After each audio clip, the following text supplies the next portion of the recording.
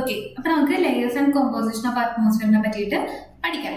Atmosphere എന്ന് പറഞ്ഞാലേ നമ്മുടെ ഏർത്തിന്റെ ചുറ്റും ഏർത്തിനൊരു ബ്ലാങ്കറ്റ് പോലെ ഇങ്ങനെ കവർ ചെയ്ത് ചുറ്റിന് നിൽക്കുന്നതിനാണ് അറ്റ്മോസ്ഫിയർ എന്ന് പറയുന്നത്. ഇതൊരു 1000 മൈൽസ് വരെ എക്സ്റ്റെൻഡ് ചെയ്തിട്ടാണ് നമ്മുടെ ചുറ്റിനും ഉള്ളത്. ഇതിൽ കുറേ ഗ്യാസസ് ഒക്കെ ഉണ്ട്. ഈ ഒരു ഗ്യാസും അതിൻ്റെ ഒരു കോമ്പോസിഷൻ അനുസരിച്ചിട്ടാണ് നമ്മുടെ ഇവിടെ കുറേ ലിവിങ് ഓർഗാനിസം മൊത്തം എക്സിസ്റ്റ് ചെയ്യുന്നത്.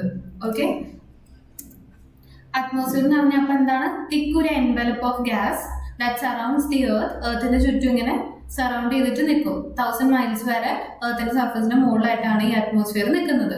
ഇതിൽ most of the life on earth exist on atmosphere കാരണമാണ് കുറെ ലൈഫൊക്കെ നമ്മുടെ എർത്തിൽ എക്സിസ്റ്റ് ചെയ്യുന്നത്. അത് എന്തൊക്കെയാണ് എഫക്ട് ചെയ്യുന്നത്? ടോപ്പോഗ്രഫി, വെജിറ്റേഷൻ, സോയിൽ, ക്ലൈമറ്റ്, ഇതിനെല്ലാത്തിനും ഈ അറ്റ്മോസ്ഫിയർ എഫക്ട് ചെയ്യും. അറ്റ്മോസ്ഫിയറിന് 5 ലെയേഴ്സ് ആണ് ഉള്ളത്. അതിനു മുമ്പ് വേറെ കാര്യങ്ങൾ നോക്കാം. ഈ കോമ്പോസിഷൻ പറഞ്ഞല്ലോ, ഈ അറ്റ്മോസ്ഫിയറിൽ എന്തൊക്കെയുള്ളത്? നൈട്രജൻ ഉണ്ട്. നൈട്രജൻ ആണ് ഏറ്റവും കൂടുതൽ, 78.1% നൈട്രജൻ നമ്മുടെ അറ്റ്മോസ്ഫിയറിലുണ്ട്. അത് കഴിഞ്ഞ് ഓക്സിജൻ പിന്നെ ഒരു 20.9 ആണ് ഉള്ളത്. ബാക്കിയൊക്കെ പിന്നെ 0 വരുന്നുള്ളൂ. ആർഗൺ 0.9, പിന്നെ ബാക്കി എല്ലാ ഗ്യാസും 0.3% ഉള്ളിലാണ് വരുന്നത്.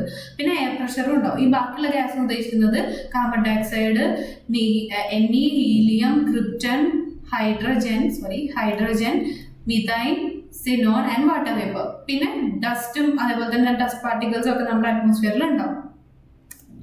പിന്നെ നമ്മുടെ ഇവിടെ എയർ പ്രഷർ ഉണ്ടാവുന്ന പറഞ്ഞല്ലോ. എയർ പ്രഷർ എന്ന് ചോദിച്ചാൽ നമ്മളിപ്പം നമ്മൾ മുകളിലേക്ക് അറ്റ്മോസ്ഫിയറിന്റെ ലെയറിന്റെ മുകളിലേക്ക് പോയിക്കൊണ്ടിരിക്കുന്നതോറും എയർ പ്രഷർ താഴത്തേക്ക്, അതായത് ഫോൾ ചെയ്തുകൊണ്ടിരിക്കും. നമ്മൾ അറ്റ്മോസ്ഫിയറിൽ മുകളിലേക്ക് പോയിക്കൊണ്ടിരിക്കുന്നതോറും എയർ പ്രഷർ ഫോൾ ചെയ്തുകൊണ്ടിരിക്കും. എയർ പ്രഷർ ഏറ്റവും ഹയസ്റ്റ് ഉണ്ടാവുന്നത് സീ ലെവലിലും അതേപോലെ തന്നെ ഇത് ഹൈറ്റ് അനുസരിച്ച് ഡിക്രീസ് ചെയ്തുകൊണ്ടിരിക്കും. ഞാൻ പറഞ്ഞല്ലോ, ലെയറിന്റെ മുകളിലേക്ക് പോയിക്കൊണ്ടിരിക്കുമ്പോഴേക്കും എയറിന്റെ പ്രഷർ കുറഞ്ഞുകൊണ്ടിരിക്കും. ഓക്കെ, ഈ ഏറ്റവും കൂടുതൽ ടെമ്പറേച്ചർ ഉള്ള സ്ഥലത്തുണ്ടല്ലോ, ടെമ്പറേച്ചർ ഉള്ള സ്ഥലത്ത് ഭയങ്കര ചൂടായിരിക്കും. അവിടെ എന്താണ് ഫോം ചെയ്യുന്നത്? അവിടെ ലോ പ്രഷർ ഏരിയ ആണ് ഫോം ചെയ്യുന്നത്. Okay, low pressure area high temperature ഉള്ളിടത്താണ് ലോ പ്രഷർ ഏരിയ ഫോം ചെയ്യുന്നത്. അതേപോലെ തന്നെ അവിടെ എന്തൊക്കെ ഉണ്ടാവുക? അവിടെ ക്ലൗഡി സ്കൈസും അതേപോലെ തന്നെ വെറ്റ് ആയിട്ടുള്ള വെതർ ആയിരിക്കും ഉണ്ടാവുക അല്ലെ? ചൂടായിട്ടിരിക്കുമ്പോൾ ഇവപറേഷൻ നടക്കും. ഓക്കെ, ആ രീതിയിൽ വെറ്റ് വെതറും ക്ലൗഡി സ്കൈസ് ഒക്കെ ആയിരിക്കും അവിടെ ഉണ്ടാവുക. പിന്നെ ഇതേപോലെ തന്നെ ലോ ടെമ്പറേച്ചർ ആയിട്ടിരിക്കും, അതായത് തണുപ്പുള്ള കോൾഡ് എയർ ഒക്കെ ഉള്ള സമയത്ത് ഹൈ പ്രഷറാണ് അവിടെ ഫോം ചെയ്യുന്നത്. അപ്പൊ അവിടെ എന്തൊക്കെ ഉണ്ടാവുക? ക്ലിയറും അതേപോലെ തന്നെ സണ്ണി ആയിട്ടുള്ള സ്കൈസ് ഒക്കെയാണ് അവിടെ ഉണ്ടാവുന്നത്. ഇതാണ് എയർ പ്രഷർ. എയർ പ്രഷർ മുകളിലേക്ക് പോയിക്കൊണ്ടിരിക്കും തോറും എയർ പ്രഷർ കുറഞ്ഞുകൊണ്ടിരിക്കും. അത് ചൂടുള്ള സ്ഥലത്ത് ലോ പ്രഷർ ഫോം ചെയ്യും, തണുപ്പുള്ള സ്ഥലത്ത് ഹൈ പ്രഷർ ഫോം ചെയ്യും. ലോ പ്രഷർ ഉള്ളിടത്ത് വെറ്റ് വെതറും ക്ലൗഡി സ്കൈസ് ആയിരിക്കും. ഹൈ പ്രഷർ ഉള്ളിടത്ത് സണ്ണി സ്കൈസും ക്ലിയർ സ്കൈയും ആയിരിക്കും. നമുക്ക് ലെയേഴ്സിലേക്ക് പോവാം. ഇതൊക്കെയാണ് അറ്റ്മോസ്ഫിയറുടെ ലെയേഴ്സ്. 5 മെയിൻ ആയിട്ടുള്ള ലെയേഴ്സ് വരുന്നത്. അതിൽ ഏറ്റവും അടിയിൽ എന്താണ് വരുന്നത്? ഏറ്റവും അടിയിൽ ട്രോപ്പോസ്ഫിയർ. ഓക്കെ, ട്രോപ്പോസ്ഫിയർ ആണ് ഏറ്റവും അടിയിലത്തെ. അത് കഴിഞ്ഞാൽ പിന്നെ സ്ട്രാറ്റോസ്ഫിയർ, പിന്നെ മീസോസ്ഫിയർ, പിന്നെ തെർമോസ്ഫിയർ, എക്സോസ്ഫിയർ. ഇതാണ് 5 മെയിൻ ആയിട്ടുള്ള ലെയേഴ്സ്. ഇതിൽ ട്രോപ്പോസ്ഫിയർ കഴിഞ്ഞ് സ്ട്രാറ്റോസ്ഫിയറിന്റെ മുമ്പ് വരുന്ന ഒരു സംഭവമാണ് ട്രോപ്പോപോസ്. ഓക്കെ, അത് കഴിഞ്ഞിട്ട് സ്ട്രാറ്റോസ്ഫിയർ കഴിഞ്ഞിട്ടാണ് നമ്മൾ ഓസോണോസ്ഫിയർ വരുന്നത്. ഓസോൺ ലെയർ ഉള്ള സ്ഥലം സ്ട്രാറ്റോസ്ഫിയറിന്റെ മുകളിലാണ്. അത് കഴിഞ്ഞ് മീസോസ്ഫിയറിന്റെ മുമ്പായിട്ടാണ് സ്ട്രാറ്റോസ്പോസ് വരുന്നത്. അത് കഴിഞ്ഞ് മീസോസ്ഫിയർ കഴിഞ്ഞാൽ മീസോസ്പോസ് വരും. ഓക്കെ, അത് കഴിഞ്ഞാൽ അയണോസ്ഫിയർ വരും. അയണോസ്ഫിയർ കഴിഞ്ഞിട്ടാണ് തെർമോസ്ഫിയറും എക്സോസ്ഫിയറും വരുന്നത്. അപ്പൊ മെയിൻ ആയിട്ടുള്ള 5 ലെയേഴ്സ് ഏതൊക്കെയാണ്? Troposphere, stratosphere, mesosphere, thermosphere, exosphere. Troposphere കഴിഞ്ഞ് സ്ട്രാറ്റോസ്ഫിയറുടെ മുമ്പ് വരുന്നത് ട്രോപ്പോസ്പോസ്. സ്ട്രാറ്റോസ്ഫിയർ കഴിഞ്ഞ് ഓസോണോസ്ഫിയർ ഉണ്ട്. ഓസോണോസ്ഫിയർ കഴിഞ്ഞാൽ സ്ട്രാറ്റോസ്പോസ് ഉണ്ട്. പിന്നെ മീസോസ്ഫിയർ കഴിഞ്ഞാൽ മീസോസ്പോസ്, പിന്നെ അയോണോസ്ഫിയർ, പിന്നെ നേരത്തെ പറഞ്ഞ പോലെ തന്നെ തെർമോസ്ഫിയറും എക്സോസ്ഫിയറും.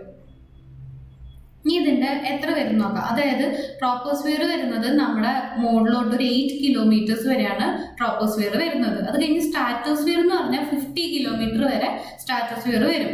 മീസോസ്ഫിയർ എന്ന് പറഞ്ഞാൽ 80 കിലോമീറ്റേഴ്സ്. പിന്നെ തെർമോസ്ഫിയർ എത്തുമ്പോഴേക്കും ഒരു 400 കിലോമീറ്റർ വരെ എത്തും.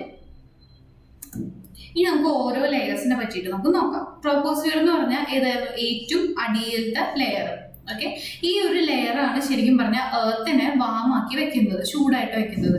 ഈ എർത്ത് റേഡിയേറ്റ് ചെയ്യുന്ന ഹീറ്റ് ഉണ്ടല്ലോ, അതായത് ഇപ്പം ഇത് സൺ.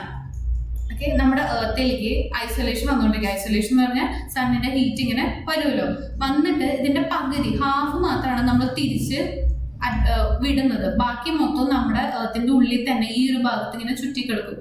അതിനാണ് നമ്മളെന്ന് പറയുന്നത് ഗ്രീൻ ഹൗസ് ഗ്യാസ് എന്ന് പറയുന്നത്. ഈ ചൂട് നമ്മൾ ഈ പിടിച്ച് ഇവിടെ തന്നെ വെക്കും. ഓക്കെ, ആ ഒരു ഇത് ഇവിടെ തന്നെ വെക്കുന്നതുകൊണ്ടാണ് ഈ ട്രോപ്പോസ്ഫിയർ എർത്തിനെ വാമായിട്ടും അതേപോലെ തന്നെ ഹീറ്റ് റേഡിയേറ്റ് ചെയ്യുന്ന, അതായത് എർത്ത് റേഡിയേറ്റ് ചെയ്യുന്ന തിരിച്ച് റേഡിയേറ്റ് ചെയ്യുന്ന ഈ റിഫ്ലക്ട് ചെയ്ത് പോകുന്ന ഹീറ്റ് മൊത്തം അബ്സോർബ് ചെയ്ത് ഈ ഒരു ലെയറിൽ പിടിച്ചു വെക്കും. അതുകൊണ്ട് ട്രോപ്പോസ്ഫിയറിന്റെ സമയത്ത് ട്രോപ്പോസ്ഫിയറിന്റെ ഉള്ളിൽ എർത്ത് എപ്പോഴും നല്ല ചൂടായിട്ട് വാമായിട്ട് ഇരിക്കും. അതേപോലെ തന്നെ ട്രോപ്പോസ്ഫിയറിലാണ് ഏറ്റവും കൂടുതൽ ഡസ്റ്റ് പാർട്ടിക്കിൾസും വാട്ടർ വേപ്പറും ഒക്കെ ഉണ്ടാവുന്നത്. ഇത് മുകളിലോട്ട് പോകും തോറും എന്താണ്, 1 ഡിഗ്രി സെൽഷ്യസ് ഓരോ 165 മീറ്റർ ഓഫ് ഹൈറ്റും, ഓരോ 165 മീറ്റർ ഓഫ് ഹൈറ്റിന്റെ മുകളിലേക്ക് പോകും തോറും 1 ഡിഗ്രി സെൽഷ്യസ് കുറഞ്ഞുകൊണ്ടിരിക്കും. ഓക്കെ, ഇങ്ങനെ കൂടുന്തോറും ഇങ്ങനെ സെൽഷ്യസ് കുറഞ്ഞുകൊണ്ടിരിക്കും. മനസ്സിലായില്ലേ? ഈ വേർഡ് ട്രോപ്പോ, ഓക്കെ, വേർഡ് ട്രോപ്പോ എന്ന് പറഞ്ഞാൽ ടർബുലൻസ് ആണ്. അതായത് ഇപ്പൊ ഞാൻ നേരത്തെ പറഞ്ഞപ്പോൾ തന്നെ മനസ്സിലായിട്ടുണ്ടാവും, എല്ലാ ഡിസ്റ്റർബൻസും ഈ ഒരു ലെയറിലാണ് നടക്കുന്നത്. എല്ലാ ഡിസ്റ്റർബൻസും ഈ ഒരു ലെയറിലാണ് നടക്കുന്നത്. കാരണം അവിടെ എന്താണുള്ളത്, അവിടെ ഹീറ്റും ഹ്യൂമിഡിറ്റിയും ഉണ്ട്. അതുകൊണ്ട് ഹീറ്റും ഹ്യൂമിഡിറ്റിയും കാരണം നമ്മുടെ അറ്റ്മോസ്ഫിയറിലുള്ള ഫുൾ ഡിസ്റ്റർബൻസ് മൊത്തവും ഡിസ്റ്റർബൻസ് മൊത്തം എവിടെ നടക്കുന്നത്, ട്രോപ്പോസ്ഫിയറിന്റെ ഉള്ളിലാണ്. ആ ഒരു ലെയറിന്റെ ഉള്ളിലാണ് എല്ലാ ഡിസ്റ്റർബൻസ് ഉണ്ടാകുന്നത്. ഓക്കെ, പിന്നെ ഈ ഒരു ലെയറിലാണ് എല്ലാ ക്ലൗഡ്സും, മോസ്റ്റ് ഓഫ് ദി ക്ലൗഡ്സ് ഈ ഒരു ലെയറിലാണ് നമ്മൾ കാണുന്നത്. എക്സെപ്റ്റ് സ്ട്രാറ്റോസ്ഫെറിക് ആൻഡ് മീസോസ്ഫെറിക് ക്ലൗഡ്സ്, ബാക്കിയുള്ള എല്ലാ ക്ലൗഡും മൊത്തം ട്രോപ്പോസ്ഫിയറിന്റെ ഉള്ളിലാണ് നമ്മൾ കാണുന്നത്. ക്ലൗഡ്സ് എവിടെ ഉണ്ടാവുക, ഈ ഒരു ലെയറിന്റെ ഉള്ളിൽ. പിന്നെ അതേപോലെ തന്നെ ഇത് ഹീറ്റും ഹ്യൂമിഡിറ്റി ഒക്കെ ആയതുകൊണ്ട് ഞാൻ നേരത്തെ പറഞ്ഞ പോലെ തന്നെ ക്ലൈമറ്റിന്റെയും വെതറിന്റെയും എല്ലാ ചേഞ്ചും ഈ ഒരു ലെയറിന്റെ ഉള്ളിലാണ് നടക്കുന്നത്. ഓക്കെ, അപ്പൊ ട്രോപ്പോസ്ഫിയർ മനസ്സിലായാലോ? ട്രോപ്പോസ്ഫിയറിന്റെ ഉള്ളിലാണ് നമ്മുടെ ട്രോപ്പോസ്ഫിയറുടെ ആ ലെയർ കാരണം തന്നെയാണ് എർത്ത് വാമായിട്ട് ഇരിക്കുന്നത്. കാരണം എർത്തിൽ നിന്ന് റേഡിയേറ്റ് ചെയ്യുന്ന തിരിച്ച് റിഫ്ലക്ട് ചെയ്ത് പോകുന്ന ആ ഹീറ്റ് മൊത്തം അബ്സോർബ് ചെയ്ത് ഈ ലെയറാണ് നമ്മുടെ എർത്തിനെ വാമാക്കിയിട്ട് വെക്കുന്നത്. ഈ ഒരു ലെയറിലാണ് ഏറ്റവും കൂടുതൽ ഡസ്റ്റും വാട്ടർ വേപ്പറൊക്കെ ഉണ്ടാകുന്നത്.